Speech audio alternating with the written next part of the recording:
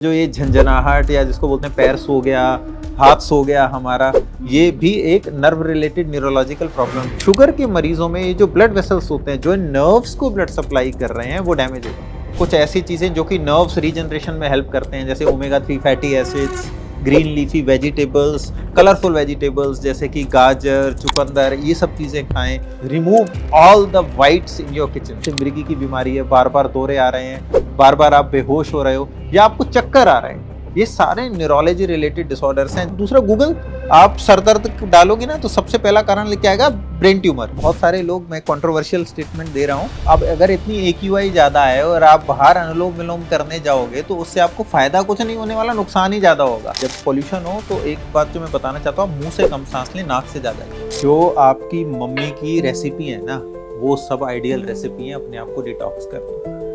हल्दी वाला दूध। सोशल मीडिया का तो एल्गोरिदम ही ऐसा है कि आपने अगर एक डिप्रेशन वाली रील देख ली ना तो अगले 15 मिनट तक सिर्फ डिप्रेशन वाली रील ही आती रहेगी। अपनी लाइफ के लिए सबसे खराब कर सकते हो तो वो है कम सोना। Hi, I am doctor Vineet Banga. I am a consultant neurologist and neuro interventionist, stroke expert, and you are watching me on Fit Tak. नमस्कार दोस्तों, आप देख रहे हैं फिट तक। आज हमारे साथ हैं डॉक्टर विनीत बांगा, एक एक्सपीरियंस्ड न्यूरोलॉजिस्ट। न्यूरोलॉजी यानी दिमाग, स्पाइनल कॉर्ड और नर्वस से जुड़ी ज़रूरी बातें। इस एपिसोड में हम न्यूरोलॉजी से जुड़ी सारी इंपॉर्टेंट बातें जानेंगे, वो भी सिंपल और इजी वर्ड्स में। तो चलिए डॉक्टर का स्वागत करते हैं। Hello doctor. Hello, welcome to the show. Thank you. तो डॉक्टर, आसान भाषा में न्यूरोलॉजी का क्या मतलब है? न्यूरोलॉजी, जैसे आपने बताया, जब न्यूरोलॉजी की बात आती है तो हम लोग दिमाग सोचते हैं, बट हाँ। सिर्फ दिमाग नहीं है। ब्रेन, उसके बाद आपका स्पाइन, उससे निकलने वाले नर्व्स और वो जो इन मसल्स पे जाके लगते हैं, वो सब कुछ न्यूरोलॉजी में आता है। तो ब्रेन, दिमाग आपका, आपका स्पाइन, आपकी नर्व्स और आपकी मसल्स, ये सारा कुछ न्यूरोलॉजी का पार्ट है।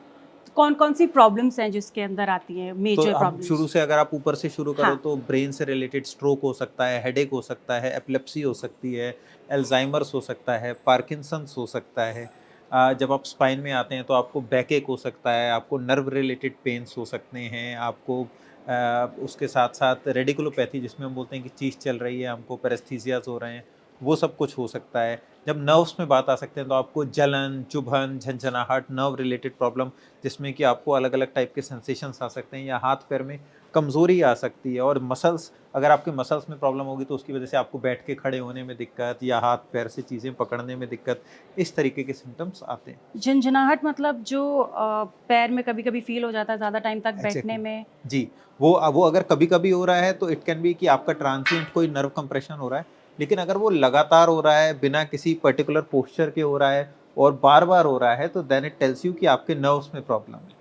जो ये झंझनाहट या जिसको बोलते हैं पैर सो गया, हाथ सो गया हमारा, ये भी एक नर्व रिलेटेड न्यूरोलॉजिकल प्रॉब्लम है। I hope it's not dangerous. Not dangerous. अगर वो आपको कभी कभी हो रही है, किसी एक पर्टिकुलर पोस्चर में हो रही है, तो उसका मतलब होता है कि आप उस पोस्चर में बैठे हो, आपका नर्व कंप्रेस हो गया है, दब गया है, तो जब आप हटा लोगे उस पोजीशन से तो नर्व अपने आप जैसे प्रेशर हट जाएगा तो ठीक हो जाएगा।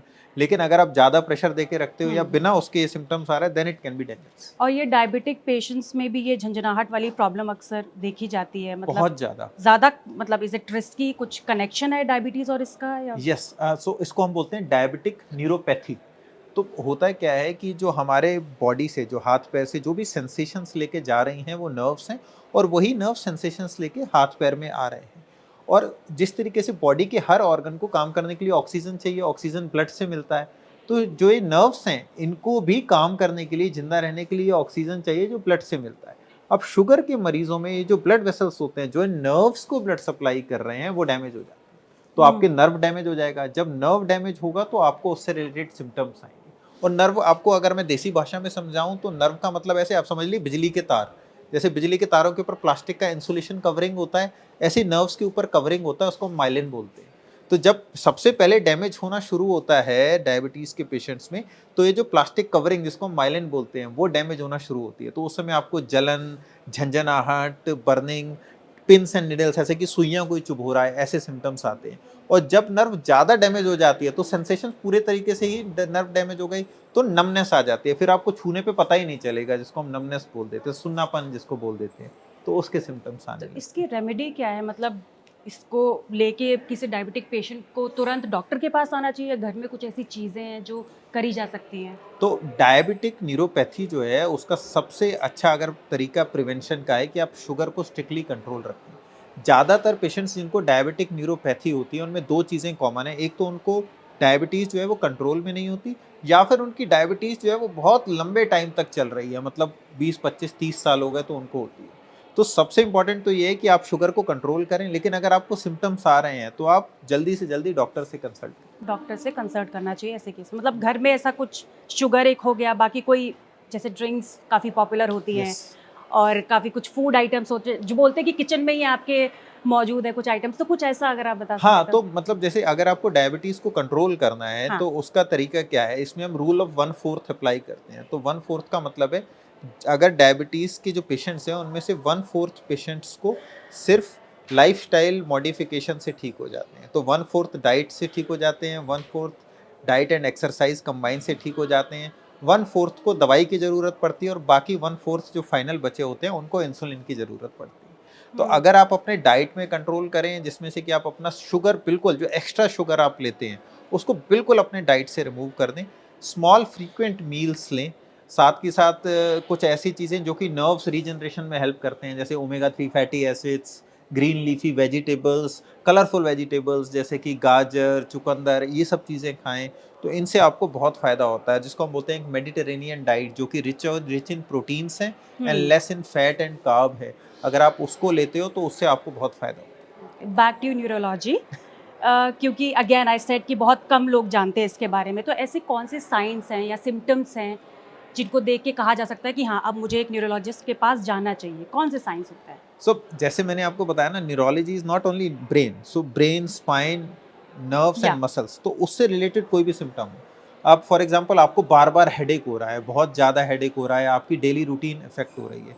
आपको भूलने की दिक्कत है, वो इतनी ज़्यादा हो गई है कि आपकी डेली रूटीन इफ़ेक्ट होने लग गई है। आपका अचानक से आपको दिखना बंद हो गया, आपका विज़न ब्लर हो गया, या अचानक से आपके हाथ-पैर में कमज़ोरी आ गई, तो ये लकवे का लक्षण है। इसके लिए आपको जाना चाहिए। अगर आपका हेडेक अचानक से बहुत तेज़ हेडेक हो रहा है, तो ये एक वार्निंग साइन है, आपको जाना चाहिए।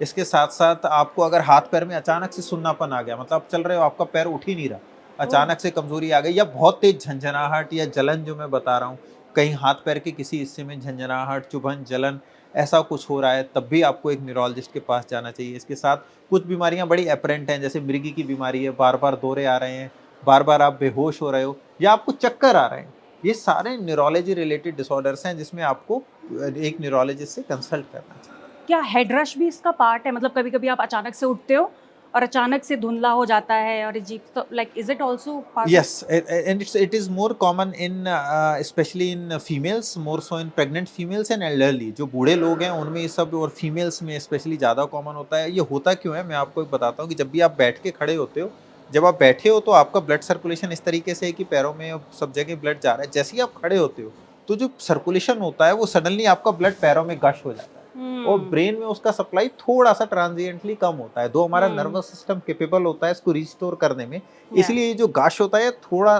देर के लिए होता है। लेकिन अगर आपका नर्वस सिस्टम स्ट्रॉन्ग नहीं है, तो ये ज़्यादा लंबा हो सकता है, इनफैक्ट इतना ज़्यादा हो सकता है कि आप गिर जाओ, आपकी आँखों के आगे अंधेरा आ जाए।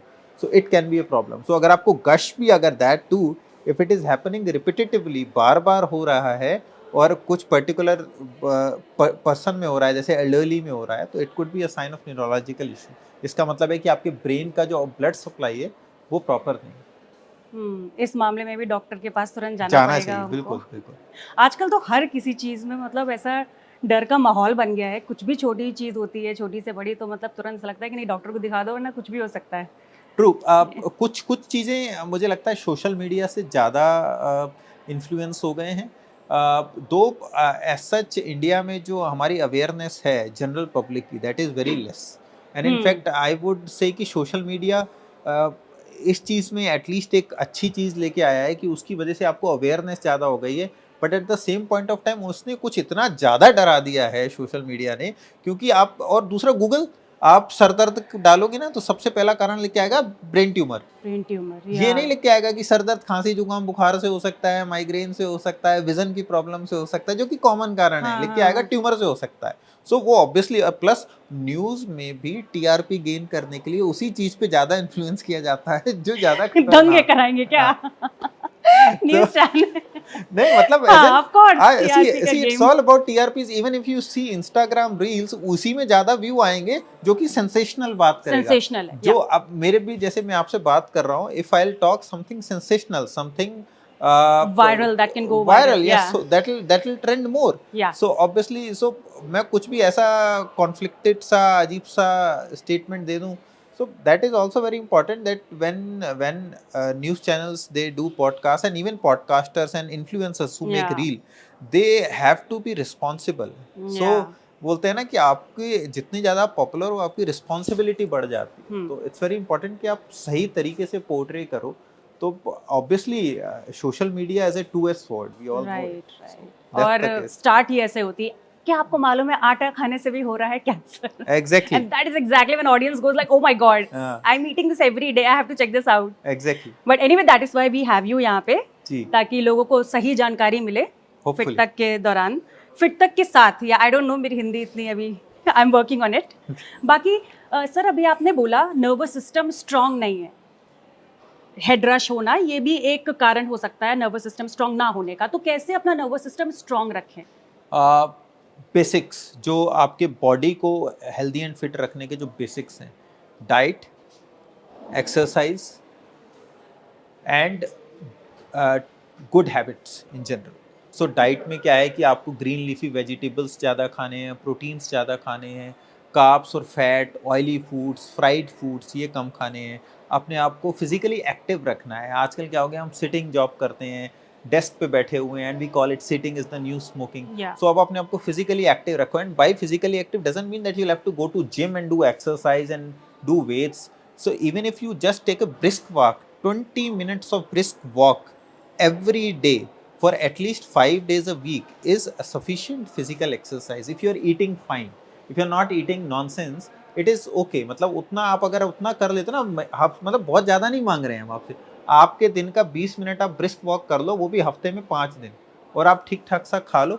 सो डाइट, एक्सरसाइज, और बाकी जो अगर आपके कुछ रिस्क फैक्टर्स हैं, जैसे किसी को शुगर है तो उसको कंट्रोल करें, बीपी है तो उसको कंट्रोल करें, रेगुलर चेकअप्स कराएं एक पर्टिकुलर एज के बाद, तो इतना करेंगे तो आपका नर्वस सिस्टम स्ट्रांग रहेगा। अपने आप हो जाएगा। बिल्कुल बिल्कुल।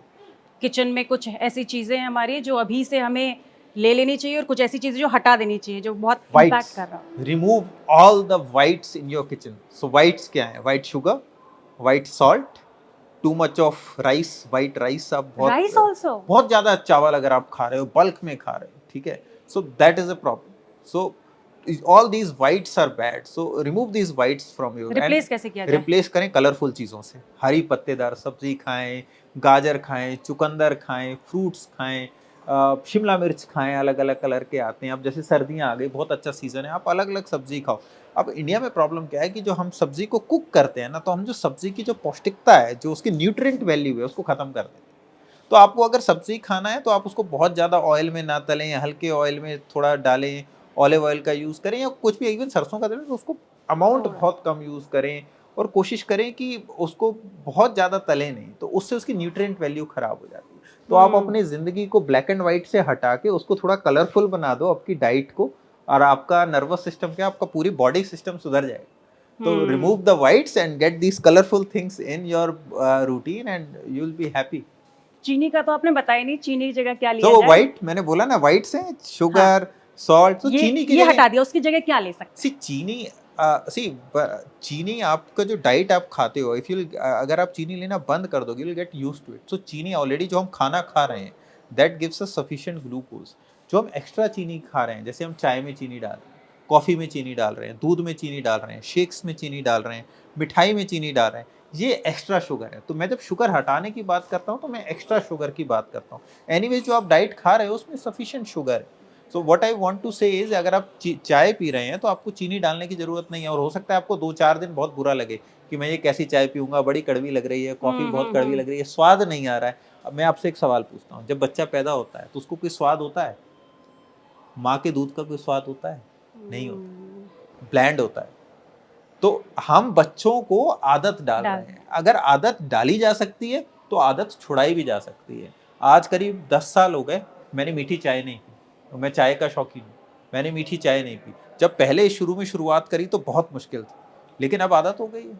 अब मीठी चाय पी के अजीब लगता है। हाँ, सो आपको आदत डालना होगा। तो जो एक्स्ट्रा है, जब मैं अवॉइड्स की भी बात करता हूँ, एक्स्ट्रा अवॉइड करो। आप जैसे सलाद काट लिया आपने, आप सैलेड के ऊपर आप नींबू डाल रहे हो, नमक डाल रहे हो, काली मिर्च डाल रहे हो, वो मत करो। आपके ऑलरेडी सब्जी में नमक है, तो आप ऑलरेडी नमक तो आप हर चीज में खा ही रहे हो। सॉल्ट इनटेक वैसे भी जो Indian average Indian salt intake है, जो एक डेली इंडियन आदमी कंज्यूम करता है, एक इंडियन मैन कंज्यूम करता है, फीमेल कंज्यूम करती है, that is already higher than the recommended value.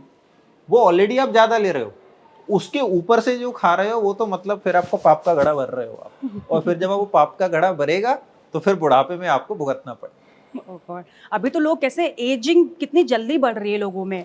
I think it is all because of sugar and salt only, क्योंकि सब यही बोल रहे हैं कि आप जितना ज़्यादा चीनी खा रहे हो, सॉल्ट कंज्यूम कर रहे हो, एंड उससे स्ट्रेस, एजिंग, स्ट्रेस भी उससे बहुत Yes. ज़्यादा हो रहा है। इसी का एक एक्सटेंडेड एक क्वेश्चन था मेरे पास, जब आप बोल रहे थे कि ये शुगर कट करने वाली बात और स्टार्टिंग में दिक्कत होती है, कुछ लोगों को बहुत ज़्यादा प्रॉब्लम होती है टू एन एक्सटेंड कि वो बोलते हैं कि घबराहट हो रही है, चक्कर आ रहा है, मन अच्छा नहीं हो रहा है। तो इसका शुगर का ऐसा क्या इम्पैक्ट होता है दिमाग में कि इंसान ऐसे परेशान हो जाता है? See you get your body gets used to the sugar spikes. जब आप शुगर खाते हो, अब मैं आपको बताता हूँ, शराबी शराब छोड़ता है तो उसको विड्रॉल सिम्टम आते हैं ना, तड़पता है, बेचैनी होती है, परेशानी होती है।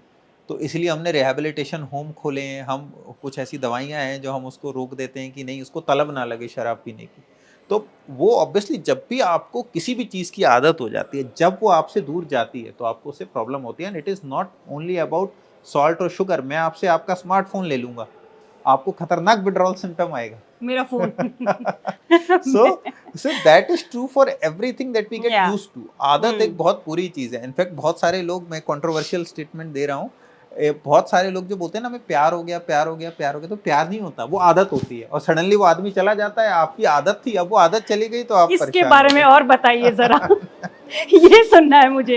एग्जैक्टली क्या है, कोई हार्मोन है या? एग्जैक्टली जो भी आप महसूस करते हैं, जो बोलते सुनते समझते हैं, सब क्या है?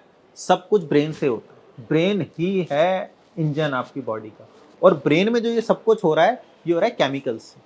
डोपामिन निकल रहा है, नॉरएड्रेनालिन निकल रहा है, कुछ और ग्लूटामेट निकल रहा है, अलग अलग केमिकल्स निकल रहे हैं। जब आपको किसी चीज़ की आदत हो जाती है तो जैसे ही वो आदत चली गई, तो जो आपका डोपामिन का सोर्स था वो पर्टिकुलर इंडिविजुअल था।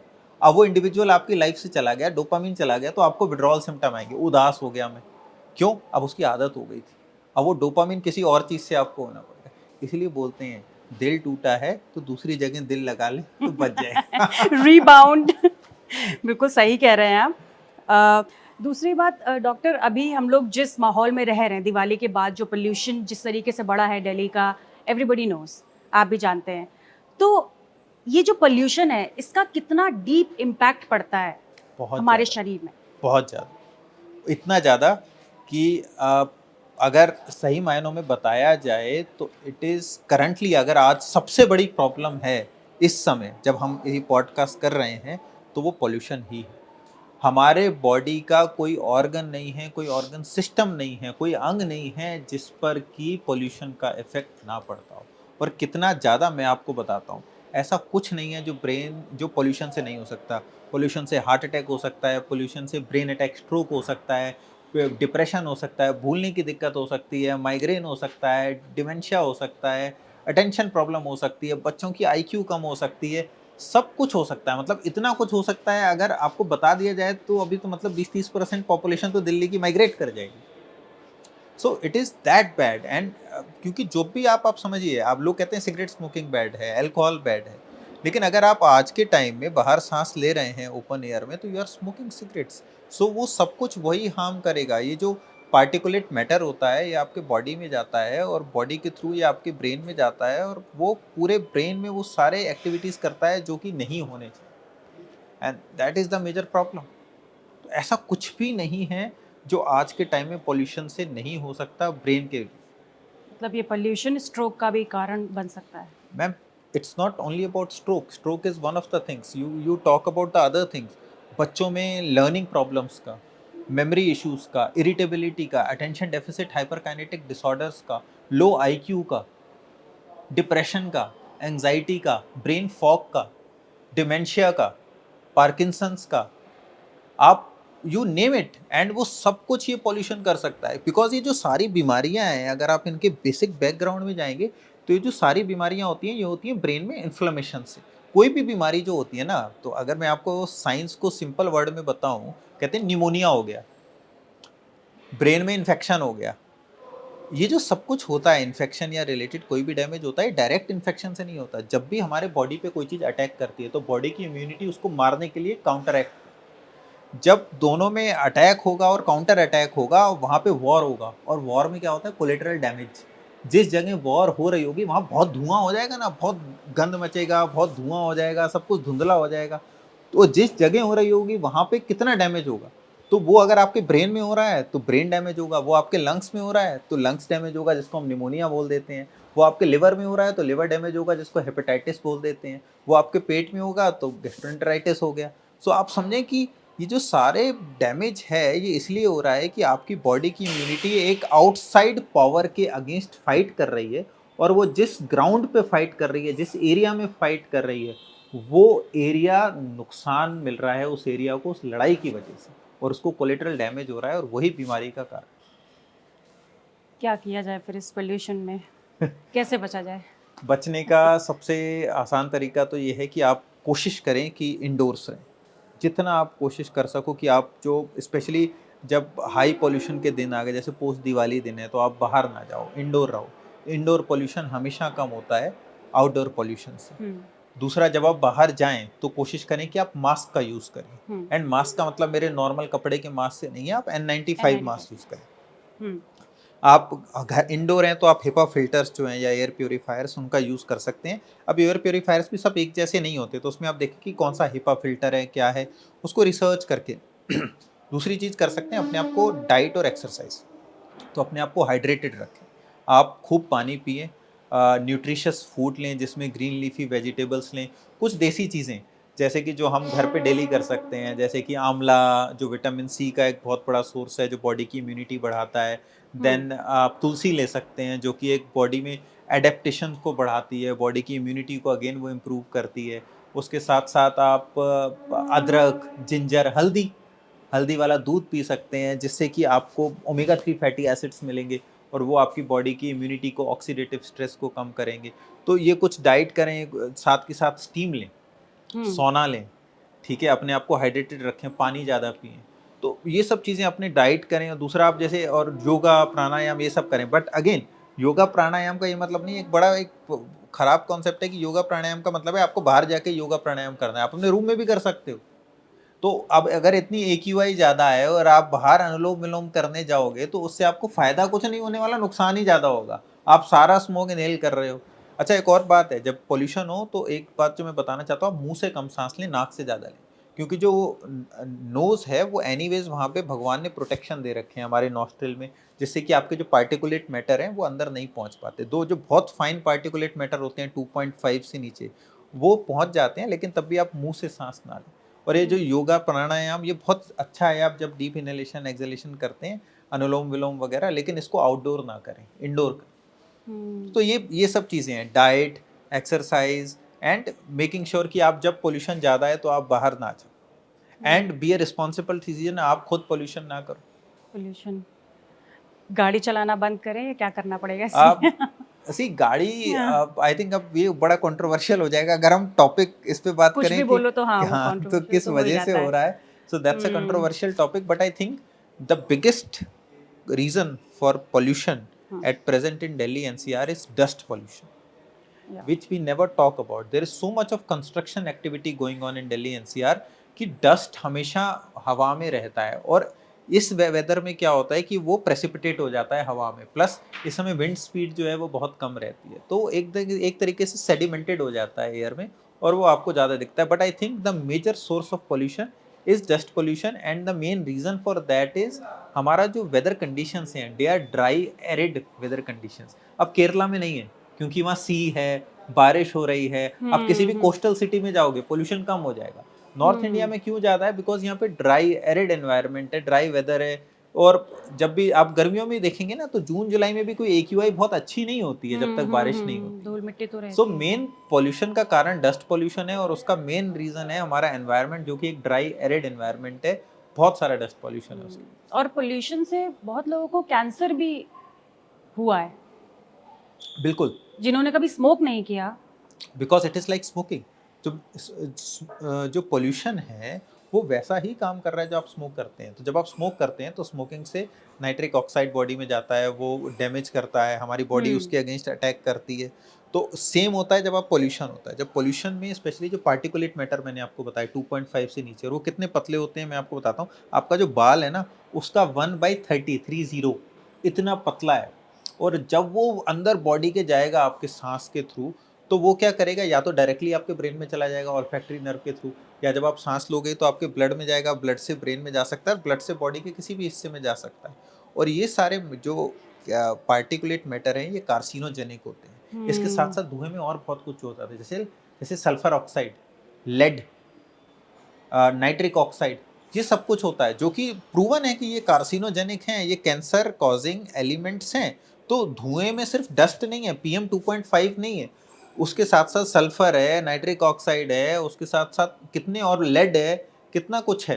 तो वो सब कुछ मिलके बनाता है, उसमें सूट पार्टिकल्स हैं जो धुएं से निकलते हैं। सो वो सब तो आपको कैंसर कॉज करते हैं, और वो कैंसर बॉडी के किसी भी ऑर्गन का कर सकते हैं। ऐसा नहीं कि सिर्फ लंग कैंसर करेंगे, वो लंग कैंसर कर सकते हैं, ब्लैडर कैंसर कर सकते हैं, बॉडी के अलग पार्ट का कैंसर कर सकते हैं, लाइक स्मोकिंग। पोल्यूशन की बात सुनती हूँ तो मैं एकदम सुनती ही रह जाती हूँ, because there is so much that goes on with it, right? Exactly. या तो अभी जो दिवाली का धुआं और जो पोल्यूशन इन जनरल जो लोगों ने अभी बहुत सारा इनहेल किया है इस वक्त, उसके लिए कुछ डिटॉक्स ड्रिंक हैं क्या? ऐसी कुछ चीज़ें हैं जो अभी जिसे करके हम अपने अंदर का जो भी धुआं है उसको कम कर सकें? जो आपकी मम्मी की रेसिपी है ना, वो सब आइडियल रेसिपी है अपने आप को डिटॉक्स करने की। हल्दी वाला दूध, हल्दी ओमेगा 3 फैटी एसिड्स होते हैं, आपकी इम्यूनिटी को बूस्ट करता है, और ऑक्सीडेटिव स्ट्रेस को, जो ये PM पार्टिकल सब जा रहे हैं, इसके अगेंस्ट फाइट में हेल्प करेगा। तुलसी, तुलसी आपकी बॉडी को अडेप्ट करती है किसी भी आउटसाइड स्टिमुलस के लिए। आंवला, विटामिन C है उसमें, उससे आप जितना आंवला खाएंगे, आप उसके साथ उसकी आपकी इम्यूनिटी बूस्ट होगी। तो ये जो छोटी छोटी चीज़ें हैं घर में, पौधे जैसे एलोवेरा, एलोवेरा सबके पास है, उस पे पौधा लगाएं। एलोवेरा अपने आप में बहुत सारा टॉक्सिन को एब्जॉर्ब कर लेता है, और वो आपके उसके नुकसानदायक जो प्रभाव हैं उनसे बचाता है। तो जो हमारे पुरानी चीज़ें जो हैं, आप सिर्फ वही कर लें तो वो उतना बहुत है। तो ये मैंने जो बताया आपको, हल्दी दूध पी लें, आप आंवला खा लें, आप तुलसी ले लें, अदरक ले लें, और वो आता है ना कि अदरक, तुलसी और हनी वाला चाय पी लें थोड़ा सा, दैट इज़ एनफ। बिकॉज ये सब कुछ जो हैं ये फ्री रेडिकल स्कैवेंजर्स हैं। ये आपको ऑक्सीडेटिव स्ट्रेस जो बाहर से हमारे बॉडी में, ये सब जो मैंने आपको केमिकल्स बताए, lead, sulphur, nitric oxide, PM 2.5, इनके अगेंस्ट फाइट में आपकी हेल्प करें।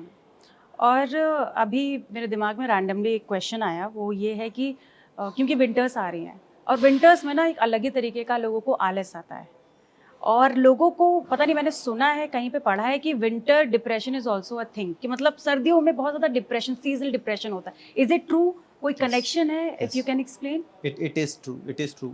सो विंटर्स में दो तीन चीज़ें एक साथ हो जाती हैं। एक तो दिन छोटे हो जाते हैं, तो सनलाइट एक्सपोजर इन जनरल कम हो जाता है, प्लस वेदर बहुत ही ज़्यादा ग्लूमी टाइप का लगता है आपको। तो स्पेशली डिप्रेशन के बारे में बोला गया है कि सनलाइट जो है, exposure to sunlight and bright weather and everything is an thing which is against depression, जो डिप्रेशन के अगेंस्ट फाइट करता है। तो जब भी सर्दियाँ आती हैं, वेदर चेंज होता है, तो दिन छोटे हो जाते हैं, आप एक तो बाहर कम जाते हो, अंदर ज़्यादा रहते हो, तो आपका सोशल इंटरेक्शन कम होगा। सो जितना आप सोशली इंटरेक्ट करोगे, उतनी अपने मन की फीलिंग्स बता पाओगे, तो आपके डिप्रेस होने के चांस कम है। अगर आप डिप्रेस भी हो तो आप एटलीस्ट अपने आप को बाहर एक्सप्रेस कर सकते हो। सेकंड है, तो आप घर में, आपने बोला ना आलस रहता है, आप बाहर नहीं जाते। सेकंड क्या होता है, डे लाइट जो एक्सपोजर है वो बहुत कम हो जाता है। सनलाइट माना गया है कि एक एंटी डिप्रेसेंट का काम करती है बहुत सारी बार। थर्ड थिंग, जो पोल्यूशन होने लगता है विंटर्स में, that can also act as in depression. वो ब्रेन फॉग भी करता है, वो डिप्रेशन और एंग्जाइटी भी करता है, तो वो सारे काम करता है। तो सर्दियां एज सच बहुत लोगों को, यानी हम इसको कई बार साइक्लोथाइमिया भी बोल देते हैं कि जो थाइमिया माने कि मूड डिसऑर्डर, तो एक साइक्लिक मूड डिसऑर्डर है कि सर्दियां आई तो आप ज़्यादा डिप्रेस फील करते हो और जब गर्मियां आए तो you feel better. So that's तो सोशल ये जो आइसोलेशन लोनीनेस है, इससे कुछ दिमाग में असर पड़ता है? ज़्यादा देर तक अगर आप अकेले रहते हो, इंटरेक्शन नहीं करते हो, फ्रेंड्स से नहीं मिलते हो, हैंग आउट नहीं करते हो, तो क्या दिमाग में कुछ असर पड़ता है इस चीज़ का? बिल्कुल बिल्कुल बिल्कुल पड़ता है। सी, दिमाग क्या है? दिमाग है हजारों करोड़ों अरबों न्यूरॉन्स और उनके बीच के कनेक्शंस और सर्किट्स। जब आप किसी से मिलते हो, बात करते हो, तो आपके ब्रेन के कुछ सर्किट स्टिमुलेट हो रहे होते हैं। तो जब वो स्टिमुलेट हो रहे हैं तो ऑब्वियसली दूसरे सर्किट्स उस टाइम पे स्टिमुलेट नहीं हो रहे हैं। लेकिन अगर आप खाली बैठे हुए हो तो आपके जो हैं वही सर्किट स्टिमुलेट हो रहे हैं जो आप रिपीटेड, जो आपके मन में थॉट्स आते जा रहे हैं। तो जब आप सोशलाइज करोगे, आप मिलोगे, तो आपके वो वाला सर्किट, जो डिप्रेशन वाला सर्किट था ना, वो साइड में पड़ा रहता है और जो आपका मेन सर्किट होता है अपना खुश रहने वाला सर्किट, वो बढ़िया काम कर रहा है, तो आप उससे खुश रहते हो। सो ऑब्वियसली जब आप ये अंधेरे कमरे में बिना कुछ किए शांति से पड़े रहोगे, एक चीज़ के बारे में सोचते रहोगे, तो वो जो साइकिल है ना, वो साइकिल डिप्रेशन वाला साइकिल, कि आप अकेले बैठे हो, आप सोच रहे हो, सोचने की वजह से और अकेले बैठे हो, फिर और सोच रहे हो, सेम हार्मोन, सेम सर्किट बार बार रिलीज होता रहता है and you feel depressed. And as I told you, it's all about chemicals. Brain is all about chemicals and circuits. हाँ, कुछ लोग की इतनी आदत हो जाती है कि फिर अपने वही शोज जो हैं वो बिंज वॉच करते रहते हैं, वही सारी चीजें। Yes, kind of so it is very important कि आप बाहर जाएं, बात करें, एटलीस्ट अपने आप को एक्सप्रेस करें। अगर अगर उससे और कुछ फ़ायदा नहीं होता तो एटलीस्ट कई बार आपको दूसरा साइड भी पता चल जाता है। तो रिसेंटली एक बहुत अच्छी सी ऐड आई थी जिसमें कि अलग अलग लोगों को दिखाया गया, वो एक दूसरे को देख के मन ही मन में सोच रहे हैं। अच्छा, एक फीमेल आती है, वो कहती है अच्छा इसके घर पे तो कोई नहीं है, ये तो अपने मन से ड्रेस कर सकती है। जो फीमेल काम करने जा रही है वो सोच रही है कि इसके घर पे तो इसकी मदर इन लॉ है, वो इसके बच्चे का ध्यान रख लेगी। एक बंदा है जिसके सिर पे बाल नहीं है, तो वो सोच रहा है यार इसके सिर पे, तो दूसरे का पूछ रहा है कि इसके सिर पे बाल हैं, बाल वाला सोच रहा है यार इन बालों को कैसे मैनेज करूँ। So so you kind of get into that psyche, जिसमें आप रियलाइज नहीं करते कि आप हमेशा अपने ऊपर की जो चीज़ें हैं ना, वो आपको कमी लगती हैं। तो once you go out and socially interact करते हो तो आपको दूसरे आदमी का भी पॉइंट ऑफ व्यू पता चलता हो सकता है कि वो आप जैसा, अगर माना इसी ऐड में लोग आपस में बात करने लग जाएं, सब खुश हो जाएंगे। अब उस ऐड में कोई बात नहीं कर रहा, सब सोच रहे हैं, तो आपको दूसरे बंदे की पॉइंट ऑफ व्यू पता ही नहीं चल रहा। हो सकता है जो आपको दिख रहा हो वो वैसा नहीं हो सकता है वो उतना खुश नहीं हो सकता है BMW में बैठा हुआ बंदा एक ऑल्टो में बैठे हुए बंदे से कम खुश हो, लेकिन आपको देख के तो ऐसे ही लगेगा खुश है। हो सकता है उसकी पीठ में दर्द हो, बट जब तक आप बात नहीं करोगे तो कैसे पता चले। आइसोलेशन एक बहुत बड़ी प्रॉब्लम है, और उसके बाद ये सोशल मीडिया का एक ऐसा प्रॉब्लम है जिसकी वजह से लोग और नहीं बाहर निकलते, क्योंकि उनको लगता है कि सब कुछ इसी में। और सोशल मीडिया का तो एल्गोरिदम ही ऐसा है कि आपने अगर एक डिप्रेशन वाली रील देख ली ना, तो अगले 15 मिनट तक सिर्फ डिप्रेशन वाली रील ही आती रहेगी, और ये बहुत बड़ी प्रॉब्लम है। सो आप, it's like you are getting into a vicious cycle. So you should be very cautious in giving access to these social media platforms as well, because they can play with your mental health and they can play with the way you think, they can play the way you dress, they can play the way whatever you do in your life, because आपने एक reel पे 2 minute अटके and आपकी Instagram settings में already है कि वो access उसको वहाँ पे मिल रहा है जो भी आप कर रहे हो, और वो 10 सेकंड से आप ज़्यादा जैसे ही रील पे रुके आपको वही रील दिखाने लग जाए and you will feel like अरे ये तो दुनिया खत्म ही होने वाली है कल परसों। आप एंड ऑफ वर्ड्स की रील देख लो ना, तो अगले 10 मिनट तक एंड ऑफ वर्ड ही होता रहेगा। हाँ, and the fact that you ask about it on chat GPT और फिर आप सर्च भी करते हो वो सब, तो वो सब कुछ मिला के आपको और ज्यादा डिप्रेस कर देता है। तो कैसे किया जाए ये स्क्रीन टाइम कम कैसे किया जाए? तो बहुत बड़ी प्रॉब्लम है। बिजी रखो ना अपने आप को। सी, जब फोन नहीं था तो लोग आपस में बात करते ही थे ना, तो ऐसा तो था नहीं कि जो हमारे माँ बाप हैं या हमारे दादा दादी हैं उनकी जिंदगी में ऐसा कुछ हमसे कुछ कम था। इनफैक्ट मुझे लगता है उनकी जिंदगी में कलेश कम था हमसे ज्यादा, टेंशन कम थी, ठीक है। और हम लोग जो है, हम लोग के पास फैसिलिटीज ज्यादा हैं, तो आप उसको यूज करो, अब्यूज मत करो। हम लोग क्या कर रहे हैं, सोशल मीडिया को यूज नहीं कर रहे हैं, हम उसको अब्यूज कर रहे हैं। इट्स लाइक आपको एक चीज दी गई, आपके पास एक जिन दिया गया, चिराग दिया गया कि खुल जा सिमसिम होगा कि जिनी ये ला दो, जिनी वो ला दो। अब आप उससे गलत चीज करवाओगे तो वो गलत चीज देगा। आपको उसका यूज ही तब करना है जब वो आपके लिए पॉजिटिवली है। जैसे मैं और आप ये जो पॉडकास्ट कर रहे हैं, ये भी सोशल मीडिया की वजह से है, बट एक ये पॉजिटिव मैसेज देने के लिए, ये नेगेटिव मैसेज देने के लिए नहीं। बट अगर आप उसी सोशल मीडिया को आप चिपक ही जाओ, आप ये समझो कि अब मैं इसी में ही लगा रहूंगा। आप सोशली इंटरेक्ट करना बंद कर दो, बाहर जाना बंद कर दो। आप सोशल मीडिया तब यूज करो आप खाली हो। अभी हम क्या कर रहे हैं, हम सोशल मीडिया यूज कर रहे हैं चाहे हम खाली हैं, चाहे हम बिजी हैं, चाहे हम फ्री हैं, चाहे हम कुछ भी कर रहे हैं। हम लोग like we are using social media like anything. If we are या free for a minute, we just don't want to sit back and relax, we just want to open our phone and do something. Attention span भी बहुत खराब हो गया है, देख ही नहीं इसीलिए आप सकते। देखिए ना, पहले रील होती थी 1 मिनट की, फिर अभी 30 सेकंड्स की आने लग गए हैं। क्योंकि अब ब्रेन का जो एक एरिया होता है, इसको हम बोलते हैं प्री फ्रंटल कॉर्टेक्स, और वो अटेंशन के लिए सबसे इंपॉर्टेंट एरिया है। और वो ऐसा एरिया है जो कि सिर्फ ह्यूमंस में है, बाकी किसी में नहीं, किसी जानवर में नहीं है। वो आपका अटेंशन, फोकस, वो सब करता है। और फ्री फ्रंटल कॉर्टेक्स को डेवलप होने के लिए आपको उसको टाइम देना होता है। अब हम क्या करते हैं, रील स्क्रॉल, इसलिए हमारा अटेंशन स्पैन कम हो रहा है। फिर लर्निंग में प्रॉब्लम आती है। कहते हैं याद नहीं रहता, याद कहाँ से रहेगा जब आप अटेंटिव ही नहीं थे। मेमोरी के 3 फेज होते हैं, पहला अटेंशन, फिर रिटेंशन, फिर रिकॉल। कहते हैं भूल जाता हूँ, मैं भूल जाता हूँ, मेरा फोकस नहीं होता। अरे जब आप अटेंटिव ही नहीं हो तो आप रिटेन कहाँ से करोगे, और जब रिटेन नहीं करोगे तो किसी चीज़ को रिकॉल कहाँ से करोगे। बच्चों में बहुत प्रॉब्लम आ रही है कि आप जो है उनको याद नहीं रहता। स्कूल में हम लोग इतने इतने बड़े नंबर से याद रख लेते थे, अब याद बच्चों नहीं को याद नहीं रहता। रहता। बहुत प्रॉब्लम हो गया है तो जरा बच्चों भी में। कोई फोकस एरिया आ जाता तो दिमाग में दर्द होने लगता है। इनफैक्ट आप देखो ना, एआई से तो अभी ये हो गया कि आपको कुछ बोलने को बोला जाए, आपको एक मेल लिखना है मुझे, तो आप मेहनत ही नहीं करना चाहते, आप एआई में टाइप कर दोगे।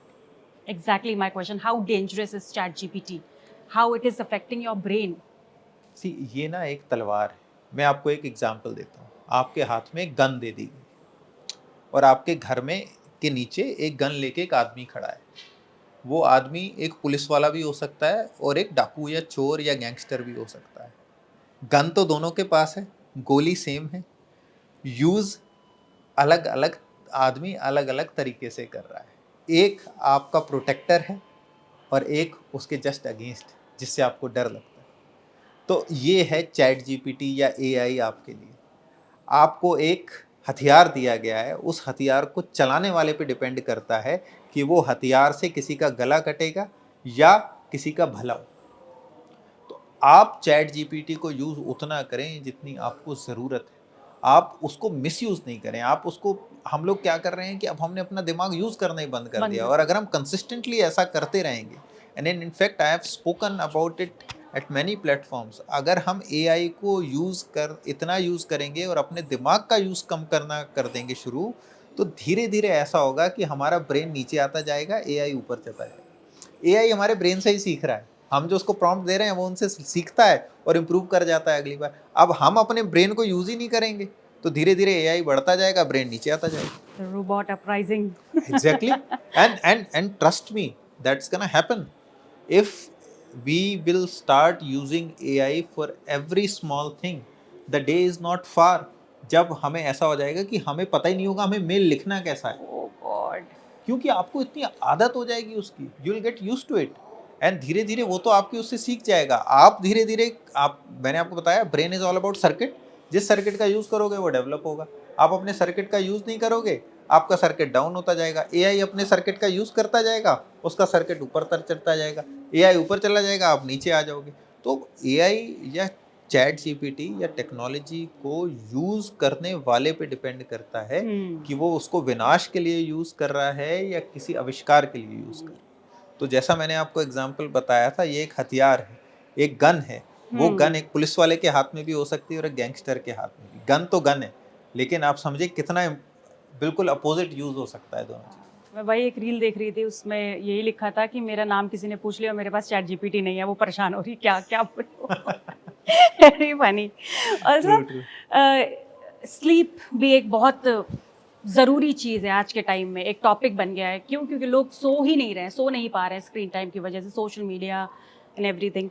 तो ये स्लीप प्रॉपर ना लेना कितना ज़्यादा हानिकारक हो सकता है? नींद जो है आपके लिए डिटॉक्स का काम करता है। जब आप सोते हैं तो आपके ब्रेन में बहुत सारे हार्मोन्स रिलीज होते हैं, जिसमें से कि बहुत मेजर हार्मोन है ग्रोथ हार्मोन, जो कि आपकी बॉडी को डिटॉक्स करता है। और एक सिंपल सा एग्जांपल लें, आप गाड़ी चलाए जा रहे हो, आपको गाड़ी को आराम देना होगा ना, कुछ टाइम बाद तो उसको तेल तो डलवाना पड़ेगा उसमें। बिना तेल डलवाए चलाते जाओगे तो कुछ देर बाद तेल खत्म हो जाएगा, फिर कैसे चलाओगे बिना फ्यूल की? गाड़ी रिचार्ज तो करनी पड़ेगी ना। तो नींद जो है वो आपका रिचार्ज है, आपकी बॉडी का रिचार्ज है, आपकी बॉडी का डिटॉक्स है। अगर आप सोते नहीं हो तो मतलब अगर कोई एक चीज़ जो मैं बोलूँगा कि जो आप अपनी लाइफ के लिए सबसे खराब कर सकते हो तो वो है कम सोना। सबसे खराब अगर आप कर सकते हो वो है कम सोना। आपको प्रॉपर सोना चाहिए। जब आप सोते हो बॉडी में बहुत हार्मोन्स रिलीज होते हैं जो आपकी बॉडी को डिटॉक्स करते हैं, जो कि ब्रेन को रीजनरेट करते हैं। जो ब्रेन के ये सर्किट्स हैं जिनमें टूट फूट हो गई, ओवर यूज हो गया, हम्म। कुछ केमिकल्स खत्म हो गए, माना डोपामिन खत्म हो गया रिलीज हो के, तो उसको रिप्लेनिश कर देते हैं, उसको वापस उस डब्बे को भर देते हैं जिससे कि आप फिर से अच्छा फील कर सको। तो इसलिए सोना बहुत ज़रूरी है। और अगर आप सोते नहीं हैं तो फिर क्या होता है, उसके दुष्प्रभाव आपको दिखते हैं, उसके साइड इफेक्ट्स दिखते हैं। और वो क्या होंगे, आपकी अटेंशन नहीं रहेगी, ब्रेन फॉग जो ब्रेन एक फॉग। टर्म है, आपकी मेमोरी नहीं रहेगी, आपको इरिटेबिलिटी होगी, एंग्जाइटी होगी, मूड स्विंग्स होंगे, ये सारे प्रॉब्लम होंगे। और जब बहुत ज़्यादा ये हो जाते हैं तो इन्हीं मेंटल इलनेसेस का आपको सोमैटिक फैक्टर्स आने लगते हैं, हाथ पैर में दर्द, सिर में दर्द, ये सब कुछ होने लग जाएगा। क्योंकि आपके जो रीजनरेशन होना चाहिए था, जो डिटॉक्स होना चाहिए था, वो तो हुआ ही नहीं। और स्लीप के लिए जो आपने बड़ा बोला, स्क्रीन टाइम बहुत इंपॉर्टेंट है। बिकॉज जब आप आपके बॉडी में अलग अलग सेंसेस हैं, देखना, सुनना, सूंघना, टेस्ट करना, छूना, ठीक है, ये सारी इंद्रियां हैं ना, 5 इंद्रियां मानी जाती हैं, अलग अलग सेंसेस हैं। इन सेंस से ही हम सब कुछ फील करते हैं। और जब तक आपके सेंसरी स्टिमुलस आपके ब्रेन को सिग्नल दे रहे हैं तब तक आपका ब्रेन जागा रहता है।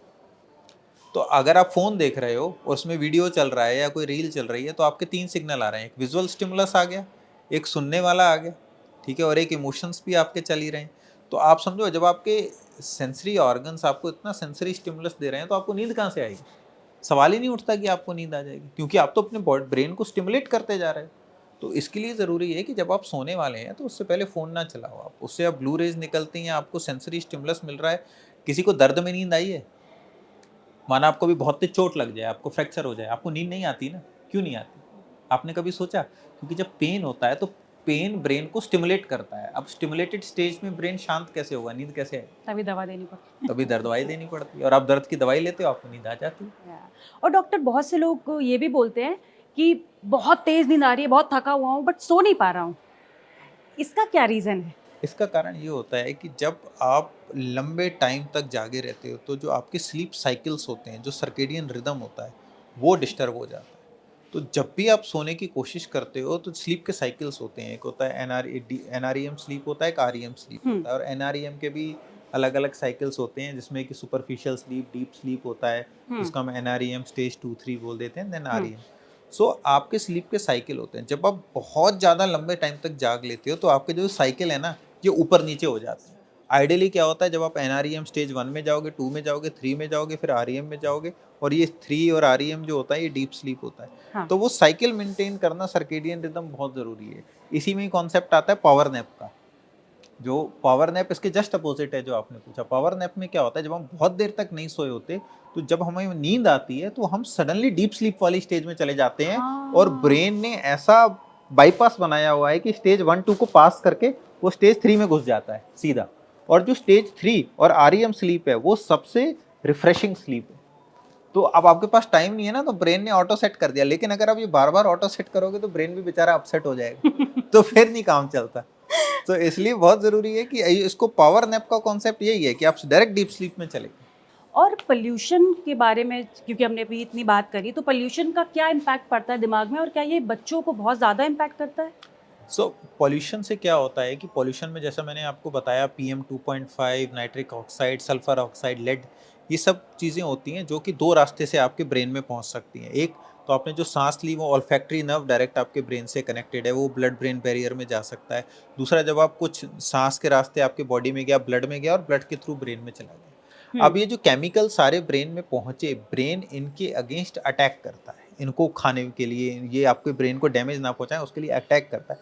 जब अटैक करता है तो इस कोलेटरल वॉर में, जो वॉर हो रही है इन दोनों में, कोलेटरल डैमेज हो जाता है। और उसमें ब्रेन को, ऐसा आप समझ लीजिए, कहीं बहुत धूल, वहाँ पे 2 सेनाएं आपस में लड़ रही हैं तो बहुत धूल होगी ना, और वही धूल को हम बोलते हैं ब्रेन फॉग। फॉगी हो गया ना सब। अब ब्रेन के जो पर्टिकुलर सर्किट जिस डायरेक्शन में उसको जाना था, अब उसको पता ही नहीं है उसे किस डायरेक्शन में जाना है, तो सब कुछ कंफ्यूज सा, फॉगी सा हो गया।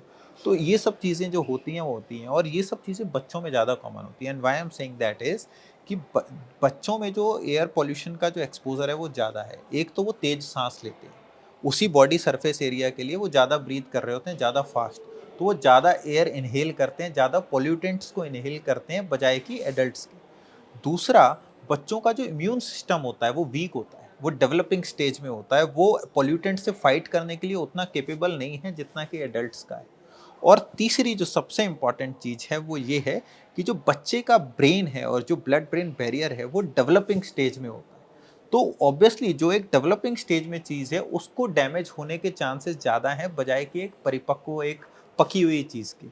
प्लस जैसे लंग्स भी हैं, उनके पूरे डैमेज नहीं, पूरे डेवलप नहीं हुए होते। तो ये सब कारण है कि बच्चों में जो पॉल्यूशन का डैमेज है वो ज़्यादा होता है। और दूसरी और चीज़ है कि बच्चों के ज़्यादा चांसेस हैं कि वो आउटडोर काम रहेंगे, खेलेंगे, कूदेंगे, बाहर जाएँगे। एडल्ट्स ज़्यादा इंडोर रहते हैं। तो ये सारे रीज़न हैं जिससे कि बच्चों में एयर पॉल्यूशन का इफ़ेक्ट एडल्ट से ज़्यादा होता है। और वो किस फॉर्म में होता है? अटेंशन की प्रॉब्लम, मेमोरी की प्रॉब्लम, लर्निंग की problem, attention deficit hyperkinetic disorders, और उसके साथ-साथ चिड़चिड़ापन, गुस्सा होना, ये सब चीज़ें बहुत कॉमन है बच्चों में।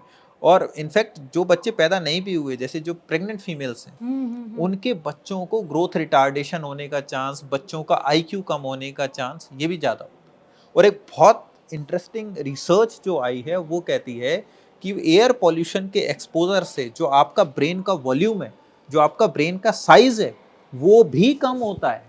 जितना एयर पॉल्यूशन एक्सपोजर ज़्यादा होगा, आपका ब्रेन का श्रिंक होने का ज़्यादा चांस है जितना आप एयर पॉल्यूशन के लिए एक्सपोज रहें। सो ये बहुत इंपॉर्टेंट चीज़ें हैं। ब्रेन में कनेक्शंस का प्रॉब्लम नहीं होता, ग्रे मैटर डेवलपमेंट नहीं हो पाता, ब्रेन का वॉल्यूम कम हो जाता है। ये सारी बहुत इंपॉर्टेंट चीज़ें हैं जो कि पॉल्यूशन से होती हैं। मतलब बच्चों को शारीरिक रूप में दिक्कत हो रही है बट मेंटली भी, और जो बच्चे प्रेग्नेंट वुमेन में भी मतलब ये बिल्कुल, आप चीज। सोचिए जो बच्चा अभी दुनिया में आया भी नहीं है, उसको भी उसकी आईक्यू जो है, उसका जो ग्रोथ है, वो कम होने के चांस है बजाय कि एक बच्चे की जो कि पॉल्यूशन एक्सपोजर नहीं हुआ। पोल्यूशन से लोगों को कैंसर हो रहा है, मेंटल हेल्थ इश्यूज हो रहे हैं, साथ साथ स्ट्रोक के भी काफी केसेस बढ़ रहे हैं। तो क्या पोल्यूशन का कोई कनेक्शन है विद दिस? बिल्कुल। सी, जो हम स्मोकिंग करते हैं, अल्कोहल करते हैं, तो हमारे जो बॉडी के ब्लड वेसल्स होते हैं जो कि ब्लड लेके जाते हैं, दे आर लाइक पाइप्स। आप पाइप में जितना कचरा डालोगे, पाइप उतनी जल्दी चोक हो जाएगा। तो जो ये हम स्मोकिंग कर रहे हैं या अभी जो हम पॉल्यूशन है, ये क्या करता है, आपके बॉडी में जाके जो आपके ये पाइप्स हैं उनमें अटैक करता है, और उसकी वजह से जो पाइप्स हैं वो धीरे धीरे मोटे होके चोक होके बंद हो जाते हैं। इसको हम बोलते हैं एथीरोस्क्लेरोसिस हमारी भाषा में। मोटा मोटा आप समझें, जो खून की जो ब्लड वेसल्स हैं, वो जो पाइप्स हैं ब्लड के, वो धीरे धीरे नैरो हो जाते हैं और फिर वो बंद हो जाते हैं। और जब वो बंद हो जाएंगे तो ब्रेन को ब्लड सप्लाई नहीं मिलेगी, और उसी को हम स्ट्रोक बोलते हैं। और स्ट्रोक, लकवा, फालिस, पैरालिसिस, पक्षाघात, ये सब एक ही चीज़ के अलग अलग नाम है उसके। और आज अभी तो स्ट्रोक डे आ रहा है जैसे, तो स्ट्रोक डे पे तो बहुत ज़रूरी है कि हम स्ट्रोक के बारे में बात करें। अब हार्ट अटैक तो सब लोग जानते हैं, ब्रेन अटैक कोई नहीं जानता। तो पॉल्यूशन जो है एक बहुत इंपॉर्टेंट रीज़न है जिससे कि स्ट्रोक होता है। In fact it is equally important as smoking, as alcohol, as tobacco, but we don't focus that much. मतलब detox is the way to go about it, right? Yes, detox and less exposure.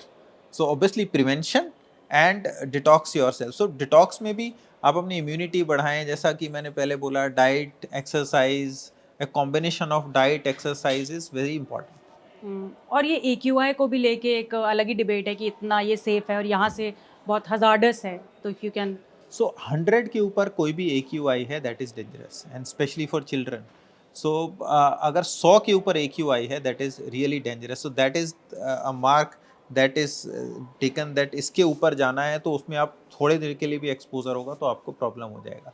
अब unfortunately India में 100 AQI के तो बोलते हैं हाँ चलता है, but if you look at the world data, जो WHO बोलता है, वो बोलता है अगर AQI 100 के ऊपर है तो वो आपके माइंड एंड आपकी बॉडी के लिए it could be dangerous, so you should avoid exposure as much as possible. So the way out for this is to wear a Mask, N95 mask, not normal mask. Wear a N95 mask. If you are in house, use HEPA filters, air purifiers, and avoid outdoor exposures. दूसरा, आप steam लें, सोना लें, पानी लें, और जो हम बोलते हैं ना, वो नाक में तेल डालने वाला, वो जो वो होता है, उसको कुछ ऑयल पुलिंग। नस्या नहीं करके नहीं, ऑयल बोल पुलिंग देते तो हैं, उसके लिए होता है। हाँ नस्या हाँ, करके नस्से, कुछ एक या। वो बोल देते हैं, तो वो भी एक अच्छी चीज़ है। इनफैक्ट तो अब आपको पता चल रहा है कि तुम्हारे पूर्वज जो काम करते थे वो कुछ कुछ तो सही था, and it has a scientific logic to it also. और ब्रेन स्ट्रोक के सिम्टम्स के बारे में कुछ बताइए।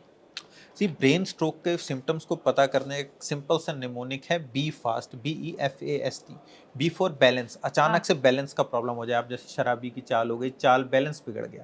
ई माने आई, विजन का प्रॉब्लम हो जाए, एक आंख से दिखना बंद हो जाए या अचानक से धुंधलापन आ जाए। एक आंख से दिखना बंद हो जाए? हाँ, अचानक से आपको जैसे दिख रहा है, अचानक से दिखना बंद हो गया या धुंधलापन आ गया, so it could be a sign कि आपका स्ट्रोक हो गया। एफ इज फेस, चेहरा टेढ़ा हो जाए इस तरीके से, आप बोल नहीं पा रहे हैं, मुंह से कुछ खा रहे हैं तो एक साइड से निकलता जा रहा है।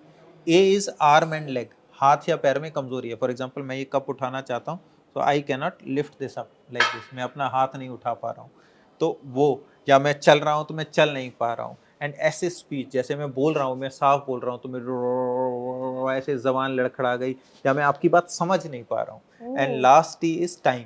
सो अगर आपको ऐसे कोई लक्षण है, जैसे बैलेंस का प्रॉब्लम है, विजन का प्रॉब्लम है, हाथ पैर में कमजोरी है, चेहरे का तिरछापन है, बोलने समझने में दिक्कत है, तो ये स्ट्रोक के लक्षण है। अगर ये अचानक से हो रहे हैं तो इसमें टाइम बहुत ज़रूरी है। एंड लास्ट टी टाइम क्यों ज़रूरी है कि पहले 4.5 घंटे के अंदर अगर हम ब्रेन की ब्लड सप्लाई को रीस्टार्ट कर दें तो हम ब्रेन को बचा सकते हैं। तो कुछ इंजेक्शंस होते हैं जो पहले 4.5 घंटे में दिए जा सकते हैं, जिससे कि ब्रेन को हम बचा सकते हैं। और कुछ सर्जरीज होती है जिसको हम मैकेनिकल थ्रोम्बेक्टमी बोलते हैं, वो अगर हम 24 घंटे तक भी उसको हम टांग के रास्ते एक छोटी सी निडल डालते हैं, कोई ओपन सर्जरी नहीं है, एक छोटी सी निडल डाल के ब्रेन से क्लॉट को सक आउट कर लेते हैं। तो अगर हम ब्रेन की ब्लड सप्लाई को 24 घंटे में भी रीस्टार्ट कर दें तो हम ब्रेन को बचा सकते हैं। लेकिन एक बार अगर ये टाइम निकल गया तो ब्रेन परमानेंटली डैमेज हो जाता है, और फिर या तो ब्रेन रिकवर नहीं करता या वो कंप्लीटली रिकवर नहीं करता है, और थोड़े बहुत सिम्टम्स रह ही जाते हैं। और कुछ लोगों को हाथ भी शेक करता है व्हाइल राइटिंग, और या कुछ नॉर्मली भी they do something and they hand shake, like is it also some sign? हाथ शेक करने को हम ट्रेमर बोलते हैं हमारी भाषा में। तो ट्रेमर मोस्टली 2 टाइप का होता है, एक तो कुछ काम करते पे होगा तो उसको एक्शन ट्रेमर बोलते हैं, वो जनरली एसेंशियल ट्रेमर का एक पार्ट हो जाता है। लेकिन अगर बैठे बैठे आपका हाथ कांप रहा है तो वो पार्किंसंस डिजीज का लक्षण हो सकता है, जो कि एक बहुत इंपॉर्टेंट डिजीज है, जो कि जनरली एल्डरली में 60s के ऊपर होती है। और भी कोई सिम्टम्स होते हैं इसके to look out for? Parkinson's के पेशेंट्स को जनरल बहुत स्लो हो जाएगा, धीमा हो जाएगा, छोटे छोटे कदम लेके, बेबी स्टेप्स लेके चलेगा, आगे की तरफ झुक के चलेगा। कुछ भी काम करने में, फॉर एग्जांपल अभी मैं चाय उठा के ऐसे पी रहा हूँ, बट उसकी स्पीड ये नहीं रहेगी, वो यहाँ तक जाएगा, ऐसे उठाएगा, और ये धीरे धीरे धीरे धीरे धीरे करके आपके पास आएगा। सो बहुत स्लो हो जाते हैं, झुक के चलते हैं, स्टिफ हो जाती है बॉडी, बेबी स्टेप्स लेके चलेंगे, मुड़ने में, बैलेंस बनाने में दिक्कत होगी, साथ के साथ ऑब्वियसली जो हाथ पैर का कांपना है वो तो हो ही सकता है। And there was also this concept triple S का, I think salt, sleep, sugar, something if I'm saying it correctly. Yes, yes. So मैं इसको whites बोलता हूँ, Yeah. तो you can say this triple S, तो आप you should avoid these X, कुछ S को आपको ज़्यादा करना है, Yeah. और कुछ S से कॉम्प्रोमाइज़ नहीं करना, तो आपको सॉल्ट और शुगर को अवॉइड करना है, और आपको स्लीप प्रॉपर लेना है, at least 6 to 8 hours of sleep every day, which is very important. और अगर आप ये करते हैं then you will be at least ahead of 70% of general population, and you are on your way of health. So जो आपका fit तक है वो पूरा फिट रहने का पहला मंत्र है कि आप अपना डाइट, एक्सरसाइज लें, एंड अपना स्लीप को इंश्योर करें, अपनी मेंटल हेल्थ में स्ट्रेस वगैरह नहीं लें। That is the basic remedy of all the problems that you are going to face in future also. तो बेसिक्स बहुत क्लियर है, डाइट अच्छी लो, अच्छे से सो, मेंटल हेल्थ का ध्यान जीवन रखो, का आनंद लो, खाओ पियो, अच्छा खाओ पियो, हेल्दी खाओ पियो, खुश रहो, दोस्तों यारों से मिलो, चाय कॉफी पियो, बातचीत करो, और फिर बढ़िया आके आराम से सो जाओ। जो गांव में होता है ना, सुबह जल्दी जल्दी उठे, खेती वेती करी, फिर दोपहर में दोस्तों के साथ बैठ गए, शाम को जल्दी खाया, बढ़िया से नींद ली और मस्त सो, टेंशन नहीं। सिंपल लाइफस्टाइल, स्ट्रेस नहीं लेना है। Exact. Okay, thank you so much doctor Vineet. I think we have covered all the questions. Thank you so much doctor for being with us. I hope आप लोगों को आज का एपिसोड समझ आया होगा, अच्छा लगा होगा, और इस माध्यम से काफ़ी कुछ सीखने को भी मिला होगा। इस पॉडकास्ट को लेके आपके मन में कोई सवाल है, या अगला पॉडकास्ट कौन से टॉपिक पे देखना चाहते हैं, तो हमें कमेंट्स में ज़रूर बताएं। वीडियो को लाइक करें, शेयर करें, और देखते रहिए फिट तक।